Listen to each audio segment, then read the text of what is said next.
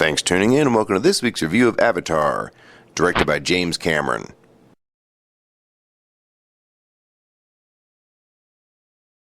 It has been over a decade since James Cameron directed a major Hollywood film, and it's hard to believe that since The Terminator was made in 1984, that he's made only 5 more Hollywood feature films in the last 25 years. It goes without saying that Piranha 2: The Spawning was not going to be his claim to fame. But once he wrote and directed The Terminator, and then followed that up with writing and directing of Aliens, he was going to be able to write his own ticket from then on. So once I found out that James Cameron was going to finally direct another film, I was going to make sure to see it on opening day. And I'd be very surprised if Avatar was not up to par with his other films. And needless to say, the effects for this film are groundbreaking. Now, the only concern I have for this type of technology being used in movies is that I hope the focus doesn't all go toward the visuals and not the plot and character development. And thankfully, that's not a problem for this film. So the main question is, will Avatar be another James Cameron classic? And I'd have to say yes. Not only is he a director, but he's a writer as well. So the stories that he directs are also his, not someone else's. And from seeing the trailer, you can get a pretty good idea of what this film is about, and how much of it will eventually play out. But this did not ruin the movie for me. There was so much more to the film than some of the main story points shown in the trailer. I think my biggest concern, along with most other people, is would this movie suffer from the Incredible Hulk effect?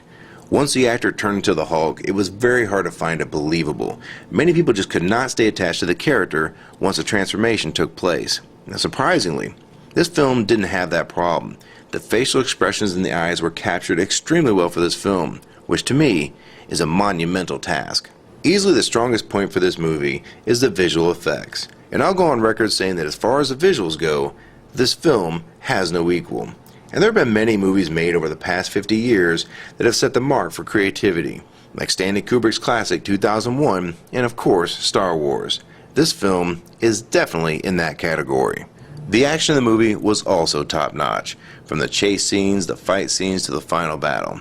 It didn't disappoint in any of these categories. Now, one of the possible concerns is this film's runtime of over 2.5 hours. And I will say that for its length, it never felt slow or sluggish. It starts relatively fast and keeps the pace at a good level so as not to bore the viewers. If I could sum this movie up with one word, it would be immersion. This film surrounds you in visual beauty and makes you feel as if you were there. But the storyline and plot are also strong.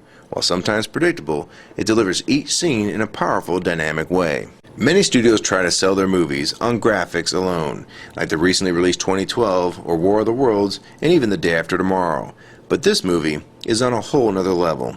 Even if you were to only see this film for the visual effects, it would still be worth the price of admission. The real test for any film like this is the ending. How are they going to tie it all up and make you feel satisfied when the ending credits begin to roll? And I'd say the ending did not disappoint. While watching the Star Wars prequels, the endings for episodes 1 and 2, they just didn't work for me. I felt like the good guys were never in any real danger. This film made you think that anyone was vulnerable. I'm sure there'll be people out there that will not like this film for whatever reason. But for me, Avatar delivered pretty much everything I wanted from a film of this nature. This film was creative, groundbreaking, and entertaining. And I believe this is one of those must-see movies at the theater. Seeing it in 3D on the big screen is what the future of movies is all about. And it starts right here with James Cameron's Avatar. For my overall rating, I give Avatar 4.5 stars. You'll shoot your eye out, kid. On a personal note, I know it's been about 1.5 years since my last review of the movie The Dark Knight.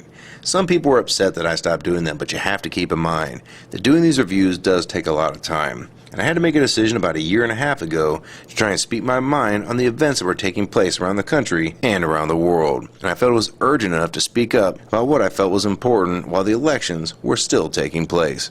I have very fond memories of reviewing movies for you back in 2007. It was a lot of fun.